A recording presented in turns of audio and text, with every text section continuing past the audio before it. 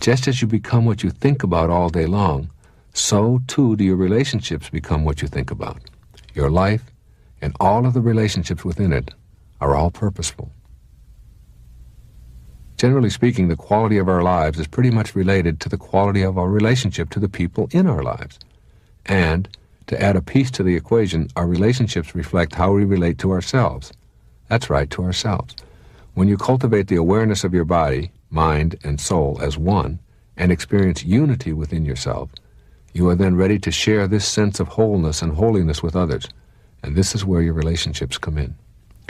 When you have love for yourself, that is what you have to give away. What is inside you gets there by way of your thoughts. If you harbor hate, hate is what you give away. If you harbor self-contempt, contempt is what you give away. If you harbor love and compassion is what you give away. Your relationships travel the same course you do. If you learn through suffering and questioning why things were not working out, as I discussed earlier, then your relationships also suffered. If you followed the path of outcomes and began to see that there were lessons to learn in life, then your relationships also reflected this pattern. And if you've gone to purpose and have your life on purpose, your relationships will also reflect this position in your life. Remember, purpose is about giving. Let's take a look at the core ingredient of a relationship that is on purpose, and then examine some specific methods for getting there. At the center of a purposeful relationship is love. But it is more than simply being able to say the words, I love you, for the words are used by people who also berate and harm each other on a daily basis. Love is giving, and it has nothing to do with what you receive. This ingredient of love at the level of giving is how purpose is defined, and it is the ultimate in creating miraculous relationships. If you have love inside of you, that is all that you will have available to give away. You begin to see the fullness of God in everyone you encounter, and the level of your relationships to others takes on the glow of real magic. You see your children and all children not in terms of what they are doing or how they're behaving or misbehaving, but beyond to the invisible part of them, the soul that is in that young body. You meet that soul with love and radiate it outward to them, and they will in turn respond with love. You have loving relationships with others because you bring love, rather than because you seek it from others. Members of your family with whom you have had a difficult time relating are no longer the source of your disdain. Your anger and negativity is gone, replaced by non-judgmental love. This does not require long years of therapy or the assistance of support groups or drugs or special herbs. It requires only that you shift to being a spiritual being first and a physical being second. Your friendships and business relationships can also improve dramatically with this new giving approach. When a conflict arises, you suspend your negative thoughts and instead send out love. When you respond in an unthreatened manner and instead communicate an inner knowing in a peaceful, loving way, you are incapable of being rattled by challenges. You have created a miracle in that relationship. I can remember as a college professor having some gigantic disagreements with my colleagues. They were what we call difficult people to get along with unless you shared their point of view, which very few people did. I discovered I was always able to get my way with these impossible colleagues. I was experiencing real magic where others were experiencing exasperation. The secret? Send them love and ask nothing of them. The colleagues always came around and found it impossible to be nasty or confrontational with me. I simply sent them the love I had inside and then surrendered. This approach to relationships is basically my approach to life. Stay on purpose. Know that you're here to serve. Get off of having to prove yourself. Remove your ego from the encounter and send out love. Giving love with no expectations is the cornerstone of your relationship when you are on purpose. There really is very little else that you need to know. Practice this giving of love without conditions, and you'll find yourself feeling full rather than empty, and blissful rather than miserable. Here are 4 ancillary qualities that go into this real magic in your relationships. 1. Relinquish your need to be right. This is the single greatest cause of difficulties and deterioration in relationships, the need to make the other person wrong or to make yourself right. The spiritual partnership is a relationship of equals. No one needs to be proven wrong. Each person has the right to their own point of view. A simple reminder goes like this: I know how I feel about this, and it doesn't match how she feels. But so what? It is enough that I know it in my mind. I have no need to make her feel wrong. Then stifle yourself, and you have created a miracle right there. You have replaced a potential conflict with a loving response. Practice this, and you will see love replacing anger between you. This is also true in your relationships to all others. Your children need to be guided, not to be made wrong. The embarrassment that goes with being proven stupid leads to a self-image of stupidity. You can replace those statements designed to prove how superior you are with loving responses designed to help your children and others examine their own point of view. This can be applied in business, with strangers that you meet, in disputes with your neighbors, in virtually all human relationships. 2. Allow space. Let there be space in your togetherness. When you love someone for what they are, rather than what you think they should be, or for how they please you, then allowing for privacy and space comes automatically. The clinging relationships racked with jealousy and fear come from individuals who believe they have a right to dictate what the other person ought to be. Rather than regarding the need of your partner to have alone time as a threat, see it as a time for renewal that you celebrate. Make every effort to help each other have that space. The irony is, the more space you allow and encourage within the relationship, the more the relationship will flourish. 3. Eliminate the idea of ownership. Seek to enjoy each other, not to possess each other. No one wants to feel owned. No one wants to feel like a possession. No one wants to be dominated or controlled. We all show up here with a purpose, and that purpose gets thwarted when any human being attempts to interfere with our heroic mission. Ownership is the greatest inhibitor to feeling a sense of purpose and mission in one's life. You don't have the right to tell the people with whom you are in a relationship what they ought to be doing while they're here on earth. That is only between each person and their soul. You may succeed in imprisoning another, and you may have a marriage that lasts for 60 years, but you do not have a loving relationship if either partner feels owned or like a possession. This is the lesson I had to learn the hard way. It cost me dearly. A painful divorce and many unpleasant hours in hostile conflict. Today, I can't even conceive of the idea that I could own my wife. She is her own person, and my own relationship to her is based upon acknowledging that in her. It is indeed reciprocal. It came about through giving, not demanding, through respect, not criticism. Number 4, you do not have to understand. What a great lesson this is in learning how to make all relationships work at a magical level. You simply do not have to understand why someone else would want to do and think the way they do. The fact that you are willing to say, I do not understand, and that is fine, is the greatest understanding you could exhibit. You are together not to understand each other, but to aid each other in living a life at purpose. These are the qualities that make for a purposeful relationship. They all orbit around the planet of unconditional love. Get to this place, and you will begin to see results in all of your relationships.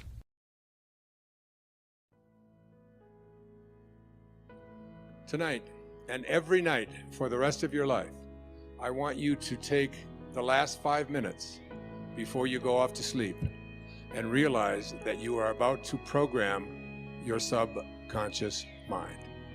All right? Your subconscious mind is most at home when you are unconscious, when you are asleep. If you spend the last 5 minutes of your day, which so many people do, reviewing all of the things that you don't like, and all the things that didn't work out, and how terrible you feel, and who abused you, and who was mean to you, and who said this, and they did this, and you're constantly doing this kind of thing with your mind, then you are programming your subconscious mind that when you awaken, because you're now about to marinate for the next 8 hours in your subconscious mind. And then when you awaken, you will rejoin the universal subconscious mind, the mind of God, from which we all originate. We're all just individualized personal expressions of that one thing that we call the Tao, or God, or divine mind, or soul, or spirit. But the Tao that can be named is not the Tao. So you want to be real careful about how you program your subconscious mind. This is from the book of Job.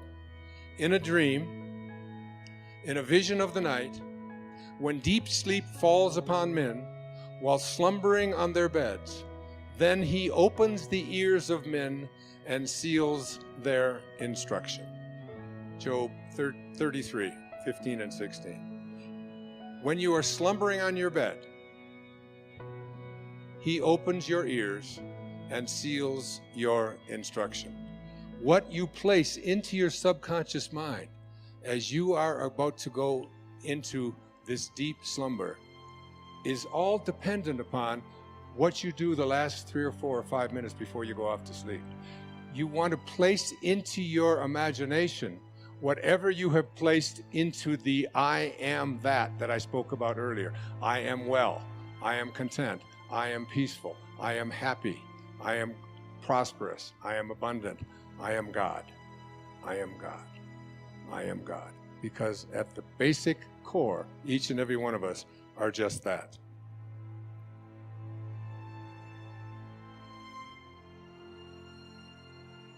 It's like if you just close your eyes and just listen to this meditation. It's from the book 3 Magic Words. Here's what I'd like you to say to yourself at night. I know that I am pure spirit, that I always have been, and that I always will be. There is inside me a place of confidence and quietness and security where all things are known and understood. This is the universal mind, God, of which I am a part, and which responds to me as I ask of it. This universal mind knows the answer to all of my problems, and even now, the answers are speeding their way to me. I needn't struggle for them. I needn't worry or strive for them. When the time comes, the answers will be there. I give my problems to the great mind of God. I let go of them, confident that the correct answers will return to me when they are needed. Through the great law of attraction, everything in life that I need for my work and fulfillment will come to me. It is not necessary that I strain about this. Only believe, for in the strength of my belief, my faith will make it so. I see the hand of divine intelligence all about me, in the flower, the tree, the brook, the meadow. I know that the intelligence that created all these things is in me and around me, and that I can call upon it for my slightest need. I know that my body is a manifestation of pure spirit, and that spirit is perfect. Therefore, my body is perfect also.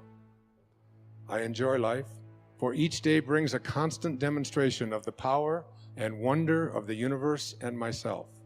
I am confident, I am serene, I am sure. No matter what obstacle or undesirable circumstance crosses my path, I refuse to accept it, for it is nothing but illusion. There can be no obstacle or undesirable circumstance to the mind of God, which is in me, around me, and serves me now. This is the great lesson. Know this within you. When Herman Melville was writing Moby Dick, he wasn't writing about a man looking for a whale. He was writing about a man trying to find his higher self. He said these words, "For as this appalling ocean surrounds the verdant land, so in the soul of man lies one insular Tahiti, full of peace and joy, but encompassed by all of the horrors of the half-lived life." In every moment of your life as you leave here today, you have this choice. You can either be a host to God or a hostage to your ego. It's your call. Thank you. God bless you. Namaste. Thank you. Human beings are multidimensional. We don't get that. We think we're just one-dimensional, maybe two we'll get in. We don't see that there's 18, 20, 50, hundreds of dimensions that are all part of this transitional process called humanity. And that when you get this inside of you, that death is no longer anything to be terrified of. It's just you understand, you know, it isn't a belief, it isn't a faith, it isn't a religious thing. It's an understanding that you can't kill thought. And form never dies. It is always just in transition. And if you just ask yourself the question, am I a body with a soul, or am I a soul with a body? And if you know that you're a soul with a body, if you know that you aren't this body, and that you've been in many bodies already. You've been in this little body, and then in this 12-year-old body, and this 18-year-old body. You've been in all these bodies. When there's no form left to any of them, you take on a whole new approach to this terrifying thing called aging or dying. I had to address the Florida Council on the Aging last week. I was the keynote speaker. And I got up there and I said, and there were all of these people who work with aging people and all of these older people and so on. And I got up and my opening line was, "You've asked me to be the keynote speaker on a subject that I don't believe in. I don't believe in aging. You can't age thought. You can't age spirit. You can't age divinity. You can't age feeling. You can only age form." And I know that's not just me. And that's what this whole thing is about. That's really what we're talking about. Understanding that who you are, because you can't touch, feel, grab, and do all that stuff you can do with that pile of bones and gristle and veins and things like that. And because you can't get a hold of all of that, doesn't mean that it doesn't exist, any more than the wind doesn't exist because you can't get a handful of it. No one has ever seen the wind. You can't see wind. You can't hold wind. You can't smell wind. You can't touch wind. You can only see the results of wind. That's all. You know that wind exists, but nobody's ever seen wind. How can you do that? So it exists independent of whether you can touch it or grab it or not. And as you get into this awakening process, this highest level that frees you from all of the stuff that immobilizes most people, all of the anguish, all the depression, all of the having to get ahead, all of the accumulation anxieties, all the type A behavior and the hurry sickness that we suffer from, that stuff becomes something in the past that is just thought. It's just there. And you'll never, ever be knocked around by it again.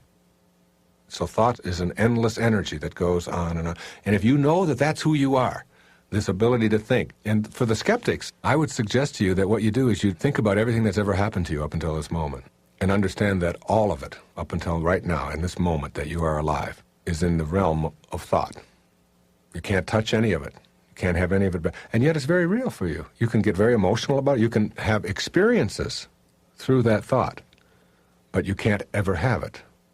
You can't ever touch it in the form sense, so that your whole experience of your past up until this very second is all in thought and nothing more, right? And yet it's very real.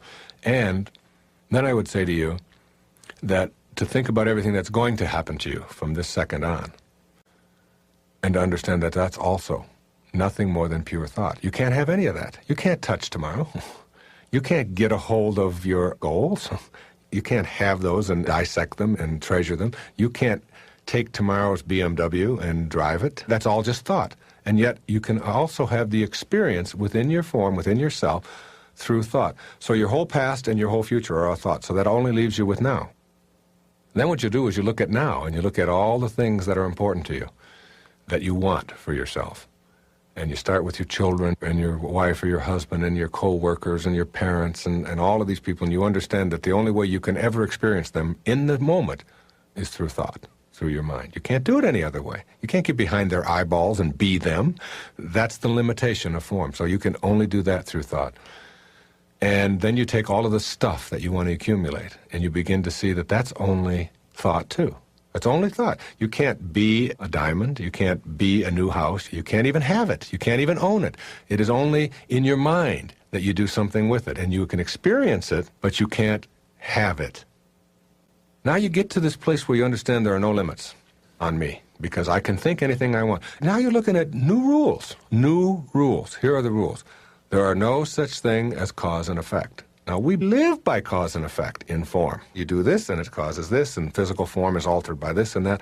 But in thought, you don't have to have a cause and effect. In other words, if you're doing something in thought, and you want to change the thought to something else, or if you're right now in Chicago, but you want to be in Afghanistan, you just go there. You can go there, and you don't have to get on a train, and you don't have to fly. You don't have to do any of that. In thought, you don't have to have cause and effect. That place of no limits is how you start looking at everyone and everything in the universe.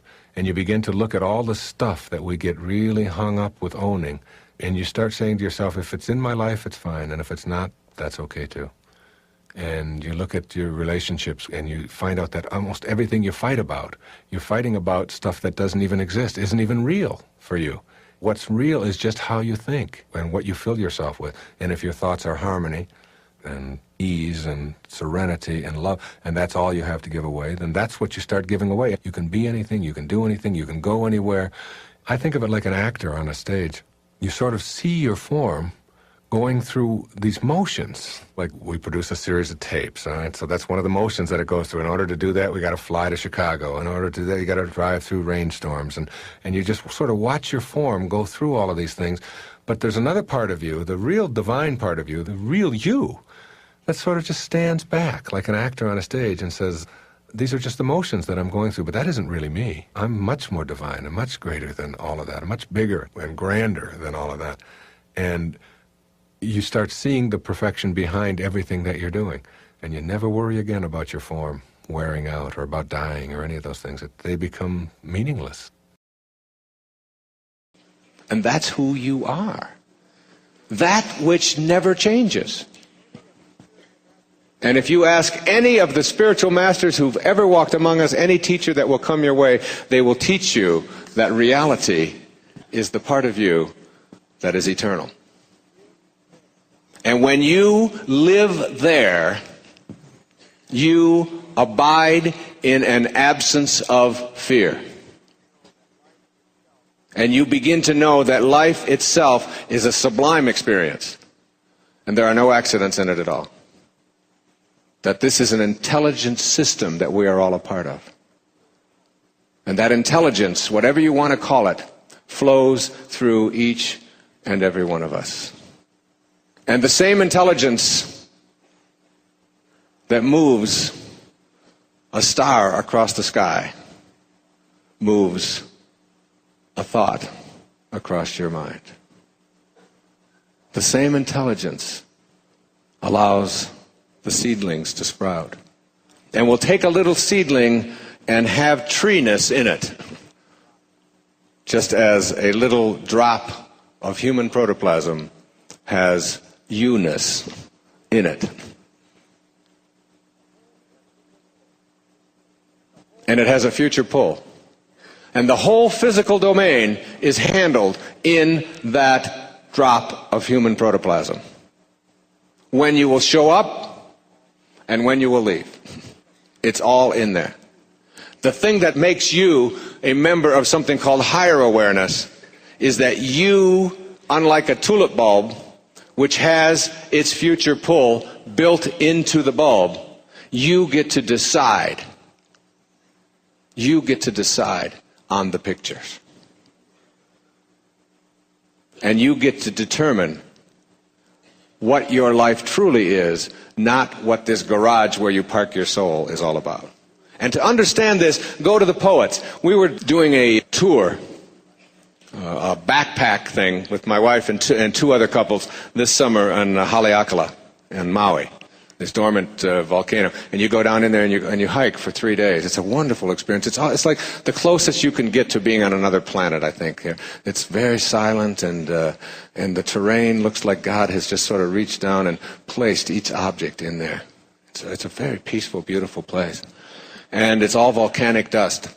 And when we got one day in, and we all sat down to do a group meditation, I picked up a handful of this volcanic dust, and I said, would you like to... I used to teach this poetry, and I've written a lot of it myself. And I said, would you like to hear what Emily Dickinson had to say about this in a poem that she wrote in 1914 called A Single Hound? And we all sat around and we meditated, and I held this dust in my hand, and I said, listen to Emily Dickinson, and listen to this, and think about you as the noticer and as that which is being noticed. What you've been watching as you send your body back to nowhere. And what part of you is real and what part isn't. She said, this quiet dust was gentlemen and ladies and lads and girls, was laughter and ability and sighing and frocks and curls. This passive place, a summer's nimble mansion where bird and bees fulfilled their oriental circuit, then ceased like these. Think of this room filled with all of these people here tonight. And think 1,000 years into the future. And listen to her words again. This quiet dust was gentlemen and ladies, and lads and girls, was laughter and ability and sighing, and frocks and curls. You see, if your primary identification is with this thing called your body, then you are destined to a life of fear. If you know that who you are in a state of heightened awareness is not this raw material, it's as if this organizing intelligence we'll call God has taken all of this raw material and organized it into various levels of awareness. Here are some rocks, here are some plants, here are some animals, here are human beings, all made up of the same stuff. It's not the raw material that separates us from all other life. It's something called awareness. And this heightened awareness that we have a capacity, most of us live our lives at the awareness level of survival. The awareness level of daily awareness in this room, where the animals live. Just sort of taking care of their offspring and providing for themselves and planning a little bit for the future and putting a little bit away. And the idea of a higher level of awareness doesn't even enter our consciousness. We're satisfied to survive, except for the fringe dwellers who say, there is a deeper, richer experience of life. I know it. And just because you who are in my life are not on my path, not only are they not on your path, they're not even on an entrance ramp to your path. And they probably won't be. And that's divine too. That's perfect. That's here to teach you to be kind, not to be right. Principle number 1. Be independent of the good opinion of others. There are many well-meaning people in our lives who have ideas about what we should or shouldn't be doing. Relatives tend to be specialists in this area. If we let them guide us with advice that isn't congruent with our inner calling, we'll suffer the anguish, the slings and arrows, if you will, of an uninspired life. Each of us can feel what we're being called to be. When we pay attention, we can hear our own impatient voices coaxing us to pay attention and complete the assignments we brought with us from the world of spirit. But when we allow the opinions and dictates of others to determine what we're doing or what we're going to be, we lose sight of our objective to live an inspired life. We need to determine for ourselves exactly how much we've allowed others to decide issues such as what we do, where we live, with whom we live, and even how we're treated. We must know that absolutely no one else truly knows and feels what we're here to accomplish. So we must give ourselves permission to hear our inner guidance and ignore the pressure from others. Principle number 2. Be willing to accept the disapproval of others. Logically following the previous principle, this one notes that we're going to incur the disfavor of many people when we follow our inclinations to be in spirit and live the life we came here to live. This isn't a selfish or cynical attitude.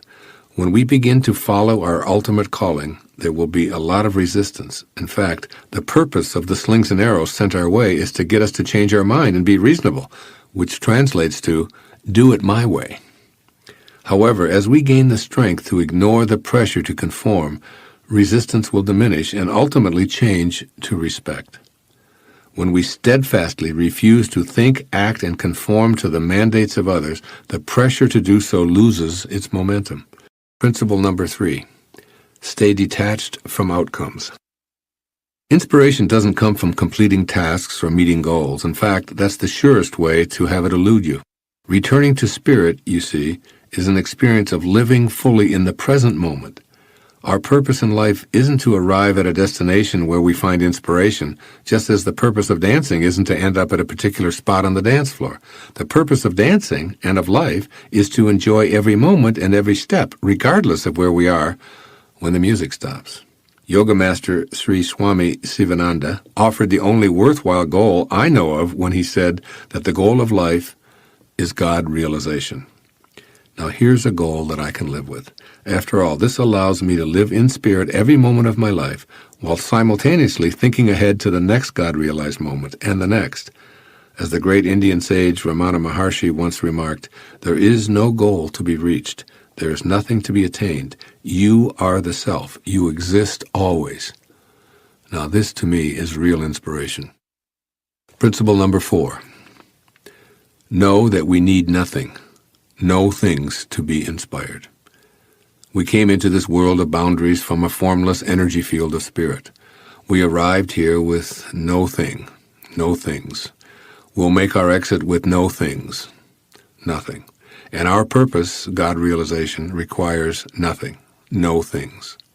We are all that we need to be inspired and living on purpose, and the things that continue to flow into our lives are just symbols of the unlimited abundance of our source. In other words, these things have no value in and of themselves because everything in the physical world is changing and will dissolve back to nothingness anyway. When we tune in to what we know rather than what we see, we immediately find that every thought of God is repeated throughout the universe. We can watch as some things enter our lives and others leave, all the while remaining in spirit, knowing that all of those things have nothing to do with our state of inspiration. We need nothing more to be inspired, since we're connected to spirit already. The ancient Persian poet Omar Khayyam offered us these words, which summarize this principle that we don't need another thing to be inspired. It's all right here, right now.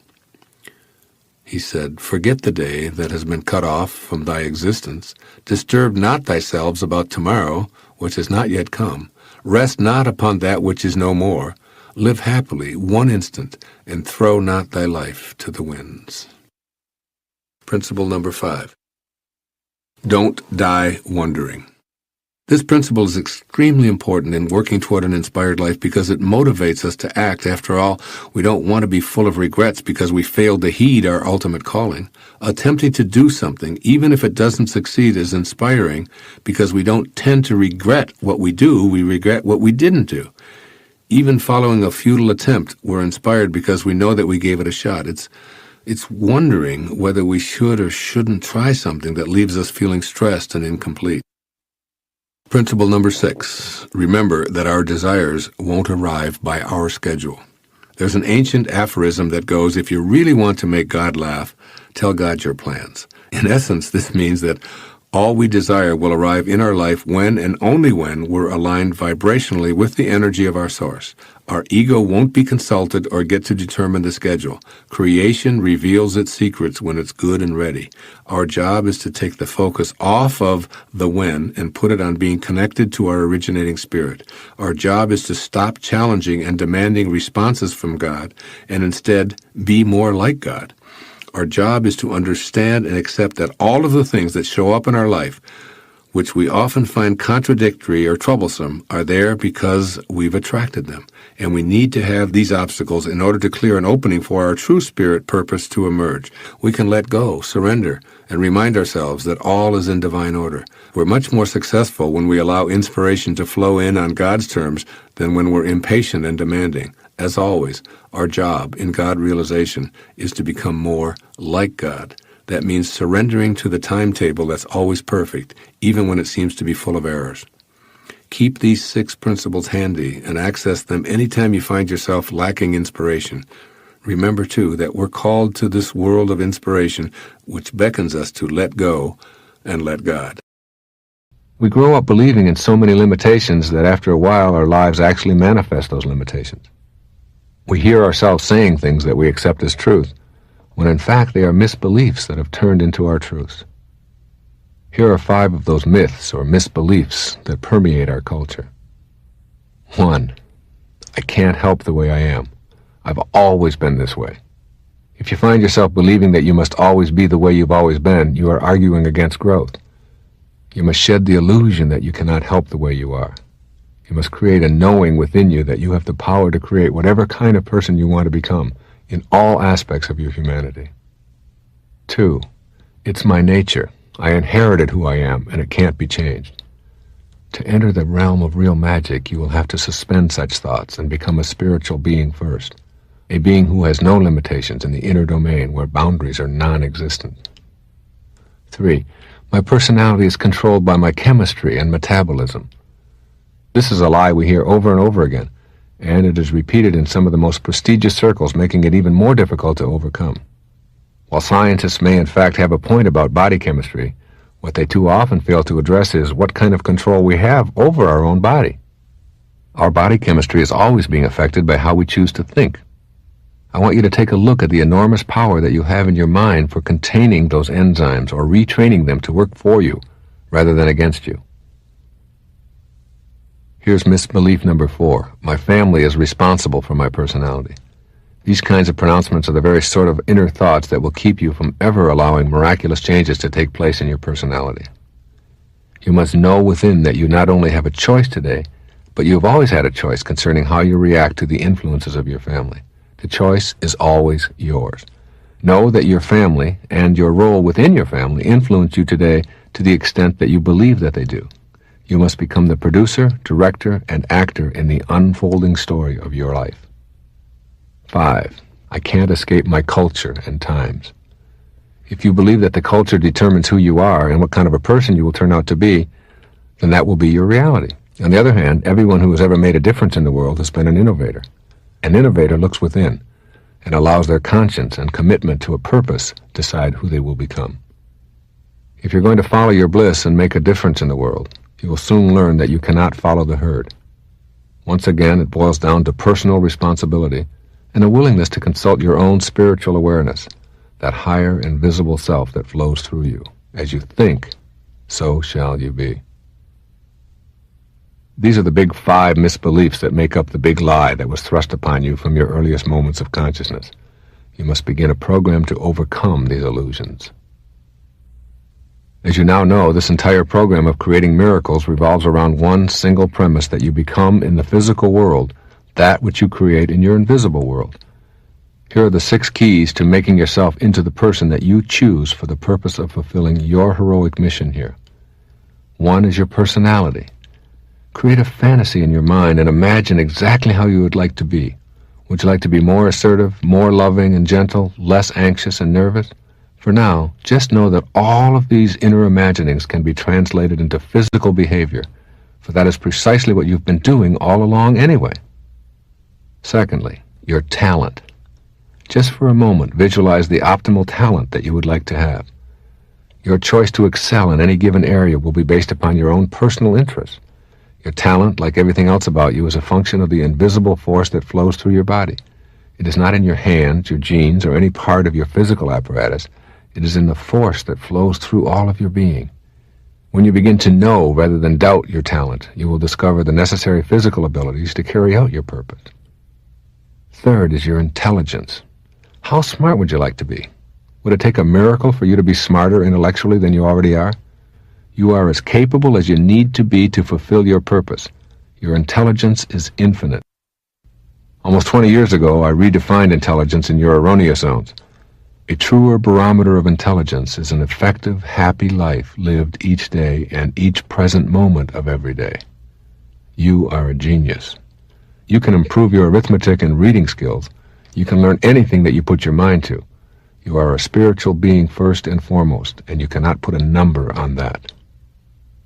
Fourth, your habits and customs. Would you like to be able to change some of the things that you find yourself doing repeatedly, but which do not serve you any longer? Use your magical powers of inner persuasion to challenge everything about yourself. Your personality is made up of the hundreds of habitual ways that you conduct the daily physical affairs of your life. You can change around your daily humdrum habits and get yourself fully involved in life, regardless of your income level or circumstances. Circumstances do not make a man.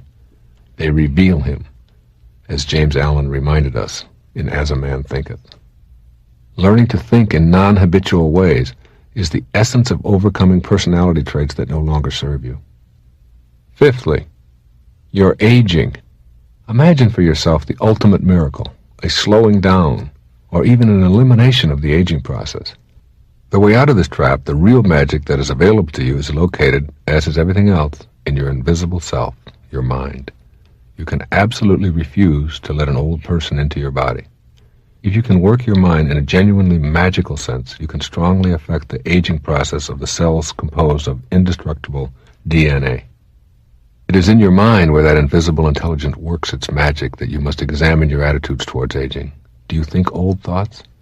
You can begin to rethink how you feel about having your individual cells deteriorate. And if you use your mind in a new way to develop a new knowing within, perhaps you will be able to affect that process that you have come to think of as inescapable. Your emotional health is another area. Your emotions are physical manifestations of your thoughts. The joy you experience is located in your physical body, and the chemicals that are present when you experience elation can be identified and quantified. You manufacture those chemicals in your own quantum pharmacy that begins with your mind. When you begin to heal the inner you and consult that inner voice constantly, you literally begin to alter your immune system. Emotions show up in your body as physical manifestations of your thoughts. Keep this in mind as we head toward the path of real magic. The sage emulates the natural philanthropy of the Tao, and all of his needs are fulfilled in the process. The ego is a demanding force that's never satisfied. It constantly requires that we seek more money, more power, more acquisitions, more glory, more prestige to provide the fuel that it thinks it must have. But living a Tao-centered life rather than an ego-centered one removes us from the rat race, as it offers inner peace and satisfying fulfillment. This is what I believe the wisdom of this verse of the Tao Te Ching is saying for the 21st century. First, make an attempt to reverse ego's hold on you by practicing the Tao's teaching to serve the needs of others, and all your own needs will be fulfilled. Generously thinking of and serving others will lead to matching your behaviors with the perpetual rhythm of the Tao. Then its power will flow freely, leading to a fulfilling life. Ego wants the opposite, however, as it tells you to think of yourself first and get yours before someone else beats you to it. The main problem with listening to ego is that you're always caught in the trap of striving and never arriving. Thus you can never feel complete. As you reach out in thoughts and behaviors, you activate loving energy, which is synonymous with giving. I see the sacred, invisible source of all in its eternal state of giving and asking nothing in return. I vow to be this too in my thoughts and in my behaviors. When you're tempted to focus on your personal successes and defeats, shift your attention in that very moment to a less fortunate individual. You'll feel connected to life as well as more satisfied than when you're dwelling on your own circumstances. Imagine what it would be like if you dismissed ego's hold on you, serving others, and watching how all that you give returns to you tenfold. The poet Hafiz expresses this attitude perfectly. Quote, "Everyone is God speaking. Why not be polite and listen to him?" Unquote. And secondly, stop the chase and be a witness. The more you pursue desires, the more they'll elude you. Try letting life come to you and begin to notice the clues that what you crave is on its way.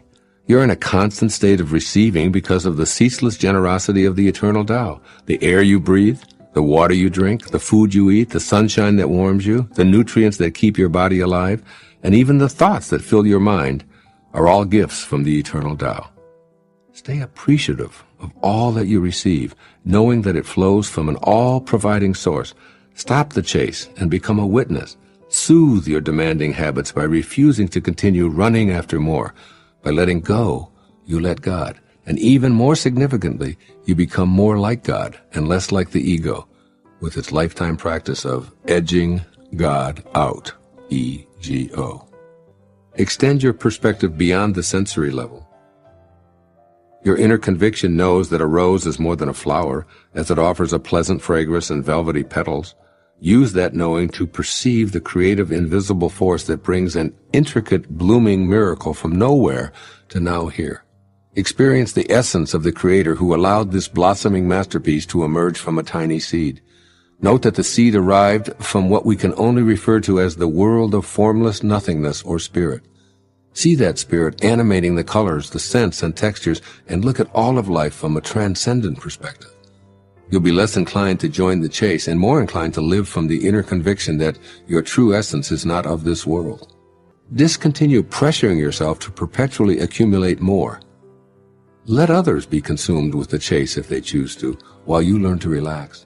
Rather than focusing outward, turn inward. Cultivate awe and appreciation as inner touchstones rather than an outer determination for more adoration and accumulation. When you see a beautiful sight, or hear an enchanting sound, or taste a mouth-watering delicacy, allow yourself to think of the miracle within these sensory pleasures. Be like the master who prefers what is within to what is without. Allow things to come and go without any urgency to become attached to this ephemeral world of comings and goings. Do the Tao now. Be on the lookout for ego demands for an entire day. Decide to diffuse as many of them as you can comfortably, perhaps by assigning them an intensity grade. Living beyond ego situations that are easy to accomplish gets a low number, while those requests that are difficult to quell get a higher number. For example, let's say that your mate drives right on by, or you watch him or her take a different route than you ordinarily do. Silently witness the degree of discomfort with your decision not to say anything. Did ego let you know its preference? Or if you have a conversational opportunity to display your specialized knowledge or describe a situation where you were the recipient of honor or success, note how uncomfortable your decision to remain quiet felt. Again, did ego let you know its preference? As Lao Tzu says in this verse, quote, "Through selfless action, fulfillment is attained. By holding back ego's demands, even for a few moments, you'll feel more and more fulfilled." Unquote. In the Tao, it says that a victory in war is to be celebrated by mourning, because it still gives evidence that we have not found our divine nature. If you love those who love you, what virtue lies in that? Even the morally weak love those who love them. And if you're good to those who are good to you, what virtue lies in that? Even the morally weak do that. Love your enemies. Be good to them. Share with them without expecting anything in return. Then your reward will be rich, and you will be sons of the Most High. He is kind to the ungrateful and the wicked. Be compassionate like your Father. How much of that do we practice on our planet? Divine love is a love that we have inside of us because it's the only thing we have to give away. That's all we can give away.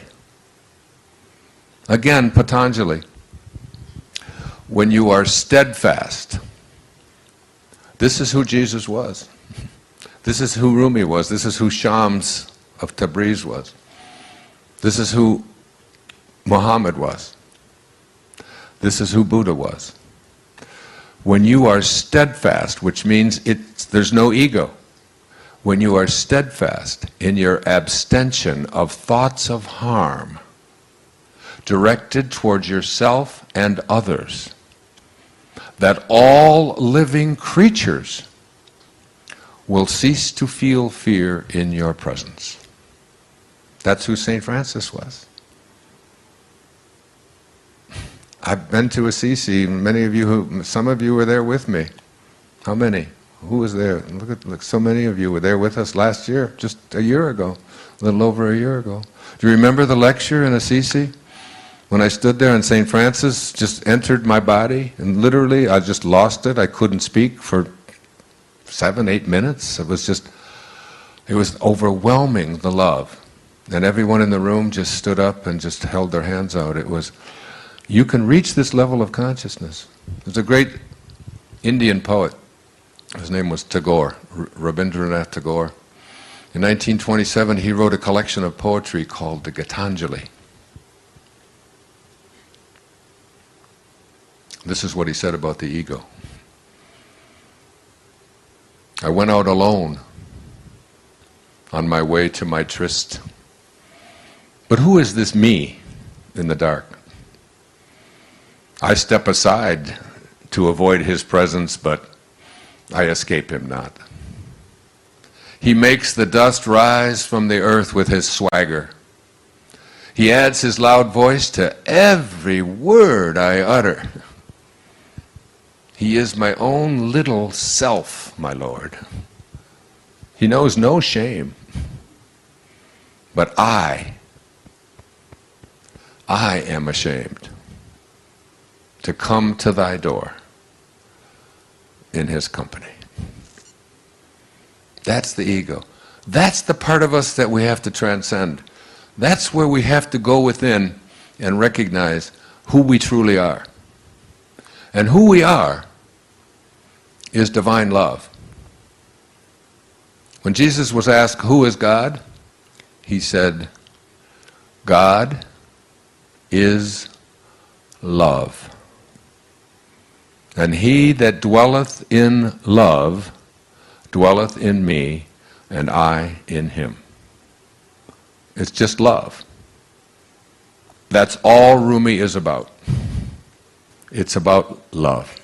It's about love for the beloved, love for the divine, love for that place within us that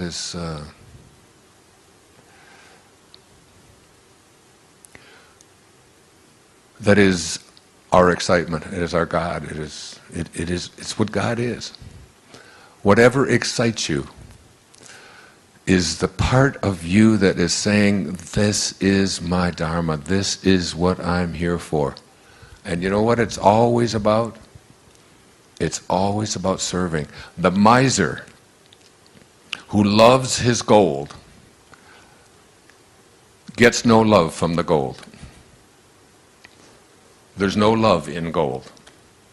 The reason the miser is so exquisitely happy with his gold is because of the outpouring of love that he has for it. That's what he feels.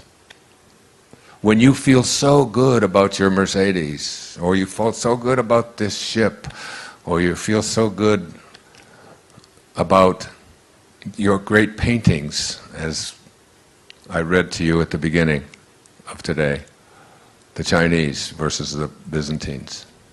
When you feel so great about these great accomplishments and all that you have, and all that you own, and all that you've defeated, and all the wins that you've had, it's nothing to do with any of that stuff external to you. It's the outpouring of love that you are giving to it.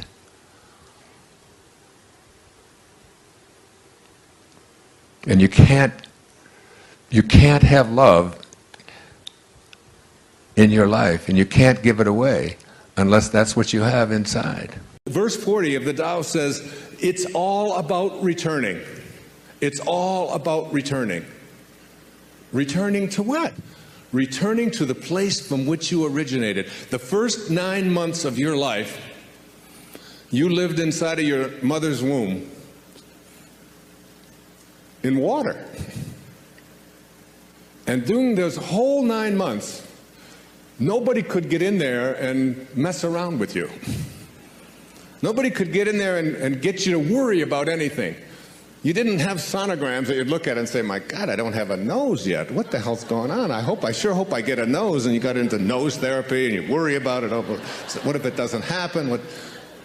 You don't do that.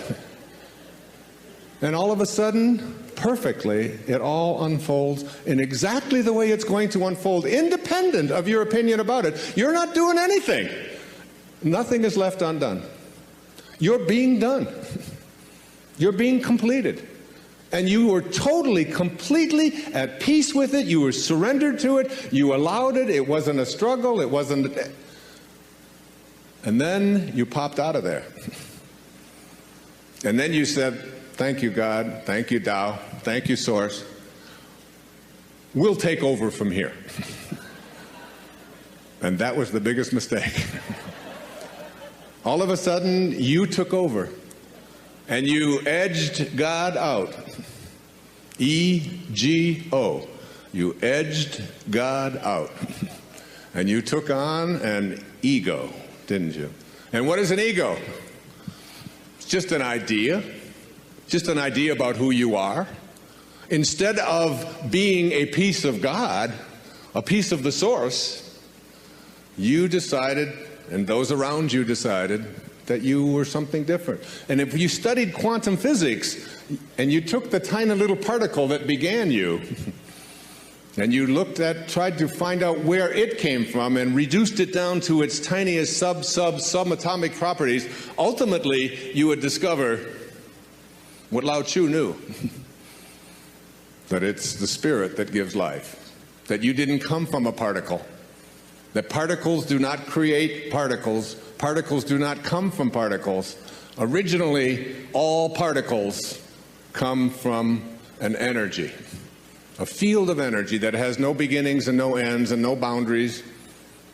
And that's who you are. and returning back to that and letting go of the idea that who you are is what you have and who you are is who you control. I don't think there's any more all-pervasive theme in the Tao Te Ching than the idea of being a non-interferer. Do you, Stephen? I mean, isn't it? It's about not interfering, isn't it? It's about letting go. It's about allowing. It's about detaching. And I watch, and I become much more of an observer, even on airplanes. I was in London 5 days ago. And I don't know if you've flown in and out of Heathrow lately, but things have really changed. You know, we couldn't take anything on the plane.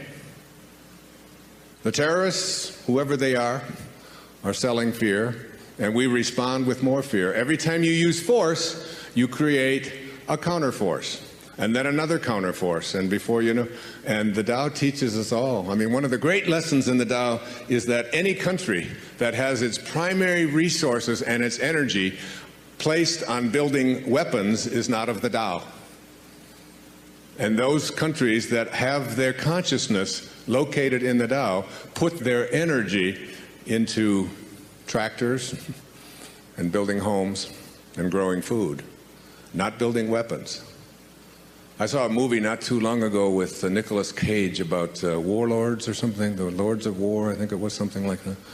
One of those alarming things about how much energy we are in the world creating, energy to destroy ourselves, that we have literally created from our consciousness enough weaponry on this planet to eliminate all life within just a few moments.